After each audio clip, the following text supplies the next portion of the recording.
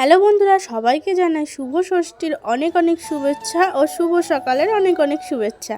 সকালবেলা উঠে পড়েছি, উঠে দেখো বিছনাটাকে আগে ভালোভাবে গুছিয়ে নিচ্ছি। তো দেখো বিছনা আমার এদিকে পুরোপুরি কমপ্লিট হয়ে গেছে তোলা। এখন আমি একটু ঝেড়ে নিচ্ছি, কারণ যেখানেই আমি থাকি না কেন, বাড়িতেই বলো অন্য জায়গায় যদি আমি বেড়াতে যাই, তাহলে কিন্তু আমি আগে বিছনাটাকেই গোছাই। বিছনা গোছানো না থাকলে না সত্যি ভালো লাগে না। তো তোমরা তো কালকে দেখেছো যে আমি বাবার বাড়িতে এসেছিলাম, তো আমি এখন কদিন বাবার বাড়িতেই কিন্তু থাকবো। এদিকে কিন্তু আমার মেয়েকে কিন্তু সকালবেলা উঠিয়ে দিয়েছি, ব্রাশ কমপ্লিট করিয়ে কিন্তু মার কাছে দিয়ে এসেছি রান্নাঘরে। মা কিন্তু ওকে খাইয়ে দিচ্ছে। যাই হোক, মার কাছে আছে, আমার এদিকে খাওয়ানোর ঝামেলাটা কিন্তু এদিকে নেই, যেহেতু সকালে বাড়িতে থাকলে আমাকে খাওয়ানোর ঝামেলাটা আগে করতে হয়। আগে ওকে খাইয়ে দিয়ে তারপরে আমি সমস্ত কাজ করতে আসি। আমার ঘরটাকে কিন্তু ঝাড় দেওয়া কমপ্লিট হয়ে গেছে, আর উঠে দেখি মার সমস্ত কিন্তু কাজ কমপ্লিট হয়ে গেছে।